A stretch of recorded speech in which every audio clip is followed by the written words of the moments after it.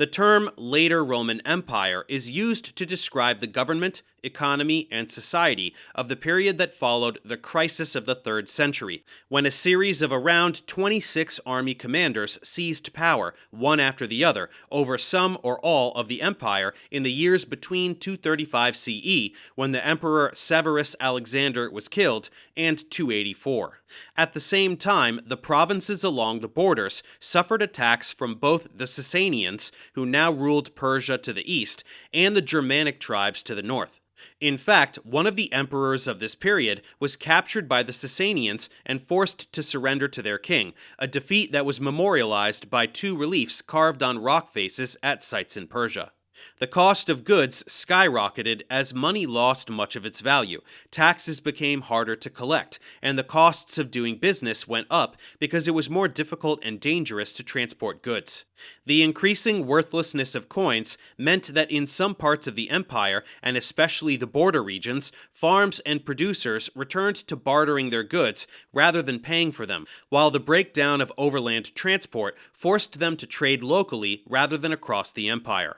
The collection of taxes, which had never been very fair because it was a for-profit business, became even harsher and more arbitrary. Farmers had less incentive to grow more food than they needed for themselves, and the larger estates became more like medieval manors. As the social gap between owners and workers increased, a new form of legal status appeared: the colonus, or tenant farmer, who was something like a serf because he worked other people's land for a share of the crops and was not allowed to quit even if it was not enough.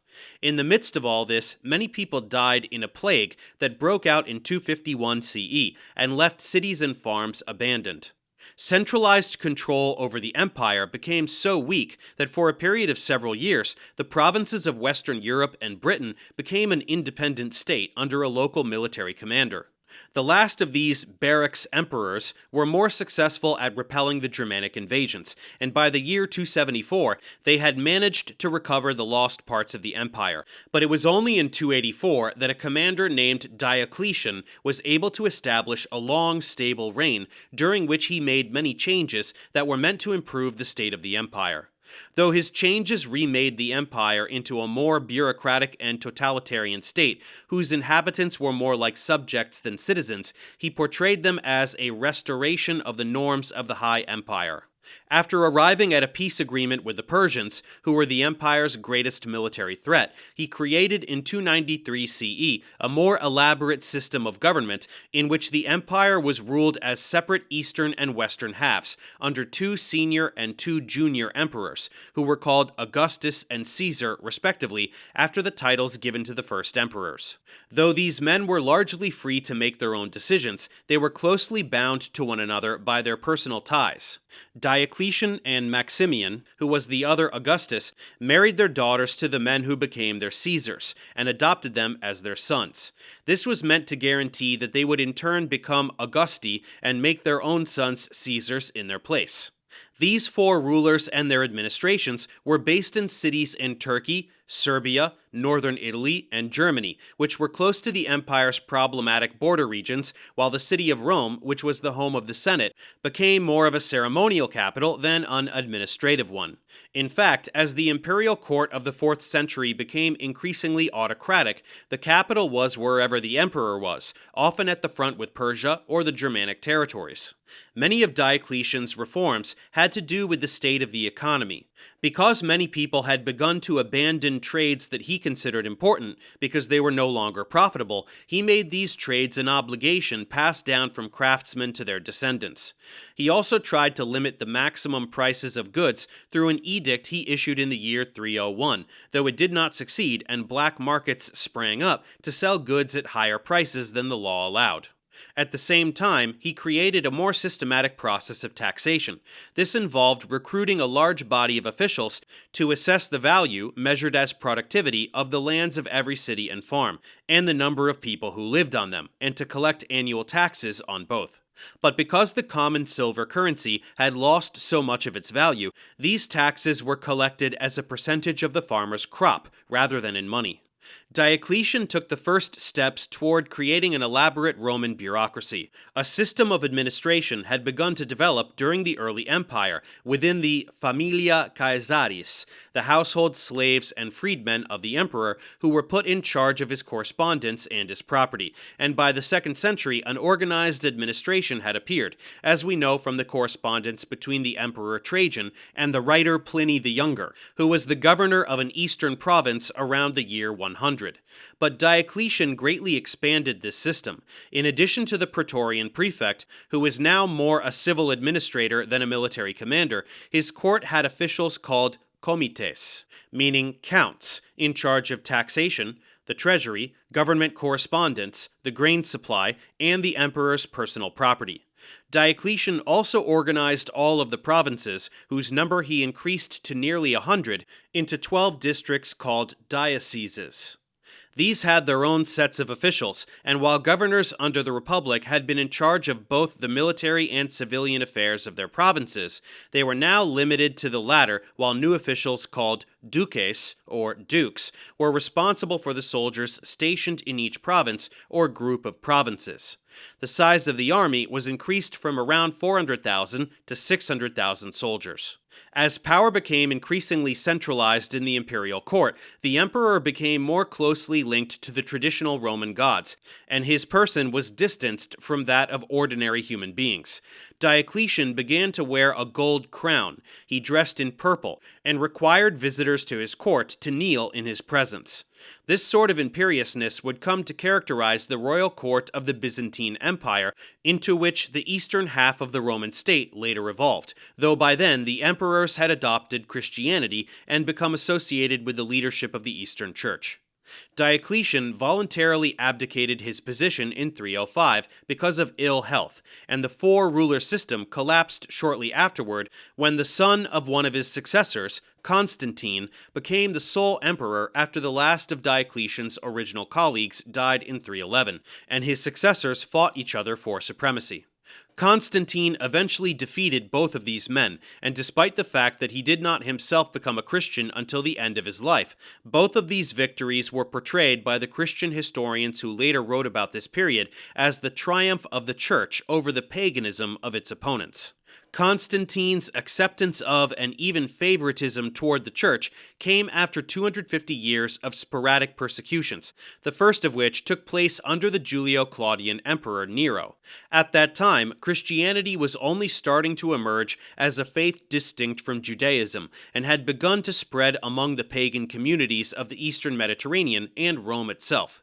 By the 2nd century, we find that the governors of Roman provinces varied in their reactions to the early church, which was often suspected as a secretive and possibly seditious organization, whose members were sometimes forced to renounce their faith in public, but as Christians were still at that time a small minority, the actions taken against them were limited in scope. Persecutions became more systematic in the 3rd century, beginning with the emperor Decius, who was one in the series of short-lived rulers who preceded Diocletian. Decius issued an order requiring all the inhabitants of the empire, with the exception of Jews, to offer sacrifice to any of its pagan cults, and to obtain a document that testified to this. A few thousand Christians may have died defying this law, while others cooperated with it. This presented a problem for the Church, when those who had lapsed asked to be taken back into its good graces. Then the Emperor Valerian ordered the execution of Christian clergy, and removed from the Senate any Christians who would not sacrifice to the gods, while any government workers who did not do the same would be made into slaves. These laws remained in place for 3 years, until Valerian's death in 260. Then, after 30 years of relative quiet, Diocletian, who associated himself with Jupiter and Hercules, and wanted to be seen as the restorer of the ancient Roman state, began an organized persecution in 303, which was aimed at Christians in general, and the clergy in particular. He ordered the destruction of churches and sacred scriptures, and forbade organized worship. Christians were also denied access to the courts, which suggests that they were being threatened by their Gentile neighbors, and they were expelled from the senatorial and local aristocracies. The entire Christian community was eventually required to offer offer sacrifice in public. Though Diocletian did not call for physical violence against Christians, this did sometimes occur, though our picture of the hardships they suffered is colored by the fact that our main sources are the Christian accounts of torture and martyrdom during this period. The persecutions finally came to an end with the Edict of Milan in 313, in which Constantine and his co-emperor Licinius gave Christians the same right to worship that the empire's other religions had, and protected the church from further persecution, though it was not until 380 that Christianity became the official faith of the empire. In 324, Constantine refounded the Greek city of Byzantium, which was on the waterway that traditionally separated Asia Minor from Europe. He called it Constantinople and made it the capital of the empire over which he now ruled alone. The foundation of this New Rome is often considered the beginning of the Byzantine Empire, which took its name from there, and its rulers made it their home for over 1,000 years, until it was conquered by the Ottoman Empire in 1453.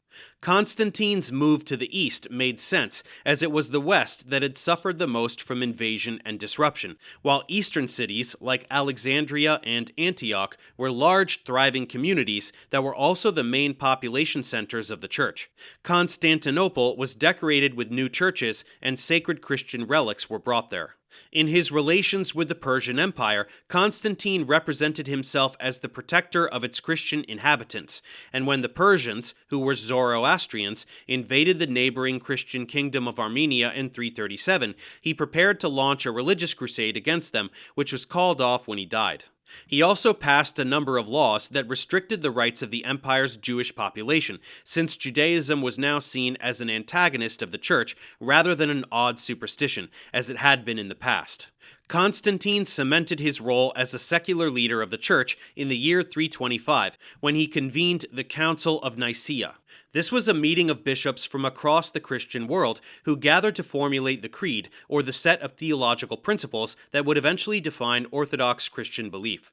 Constantine was finally baptized shortly before his death, and the example he set as a secular ruler who acknowledged the authority of the church was so powerful that a document called the Donation of Constantine was forged several centuries after his death, in which he established the Pope's sovereignty over the lands of the Catholic West. Constantine was succeeded by his 3 sons, who divided up the empire's territories among themselves, but the 2 who held the provinces of the west went to war, and one, Constans, killed the other and took over his realm. This left duties split between East and West, and while Constans was a supporter of the Church of Rome, his brother Constantius promoted the Arian Church. This sect, which was popular in the eastern provinces and among the Germanic tribes, was a source of social and sometimes physical conflict. The empire was once again united in 361 under Constantius's cousin Julian, who was raised as a Christian but became a devotee of Platonic philosophy and the empire's traditional pagan cults. He reversed the church's favored status and reopened a number of pagan temples. In contrast to the anti-Jewish policies of his predecessors, he gave the Jews of Jerusalem permission to rebuild their temple, though the project was abandoned after a fire broke out. He also attacked Christian institutions, and having grown up in a world where dogma and doctrine were important aspects of faith, he promoted the idea that paganism was a coherent ideology rather than a random assortment of beliefs and practices, and because he saw himself as an emperor in the mold of Hadrian and Trajan rather than an autocrat like Diocletian, he reduced the size and grandeur of his court and interacted with the senatorial aristocracy as a first among equals. Julian was killed during an unsuccessful campaign against Persia in 363, and was succeeded by a dynasty founded by an army officer who was on the scene during the chaos that followed the end of Constantine's dynasty. This officer, Valentinian, and his descendants were the last family to rule the Western Empire until a few decades before it ceased to exist in the later 5th century. The city of Rome was attacked and looted by a Gothic army in 410, And in 476, Italy became an independent kingdom under a foreign-born army officer named Odoacer. He led a rebellion against a young emperor who had only recently been appointed over the West, and with the end of its imperial court, it turned into a group of kingdoms in France, Spain, and Italy that were occupied and ruled by Gothic tribes. They adopted Latin and many aspects of Roman law and institutions, and Italy continued for a time to produce men learned in classical culture, like the writer Cassiodorus and the philosopher Boethius, both of whom lived in the 6th century. In the east, the general Theodosius became ruler in 379, after Valens was killed in battle against the Goths. Though he was unable to defeat them, he settled them near the Danube River and then reached an agreement with Persia which divided Armenia between Rome and the Sasanian Empire. As a supporter of Roman orthodoxy, he passed a number of measures to confirm its supremacy and to suppress the Arian Church, and while he allowed the remaining pagan temples to stay open, he does not seem to have done anything to prevent his Christian subjects from attacking them. The last of Theodosius's descendants to govern the East was his grandson Theodosius II. It was during his reign in 429 that the collection of laws known as the Theodosian Code was published. This included all of the imperial edicts, from Constantine through Theodosius I, as well as the responses of these emperors to the legal disputes that were brought before them as the court of last resort. But it was a hodgepodge of rules, some of which contradicted one another, rather than a broad review of the law based on guiding organizational principles. That would come in the 6th century when the Emperor Justinian commissioned a code that included not only the constitutions of past emperors, but legal definitions that were based upon the writings of Roman jurists as far back as the High Empire, a compilation of laws from throughout Roman history organized into subject headings and subheadings, and a textbook that set out the principles behind the law. Justinian was the first member of a new dynasty that ruled for nearly a century, and though he was able to reconquer Italy, Spain, and North Africa from the Goths and Vandals that were ruling them, most of this territory was lost after his death. The idea of restoring the Roman Empire was not realized again until the 9th century, when it took a very different form, the Holy Roman Empire founded by Charlemagne, which was a Western European monarchy that had only a symbolic connection with the Roman state of the past. But the story of this empire will have to wait for another day. Thanks for watching. Subscribe to my channel for more tutorials. Support me on Patreon so I can keep making content. And as always, feel free to email me, ProfessorDaveExplains@gmail.com.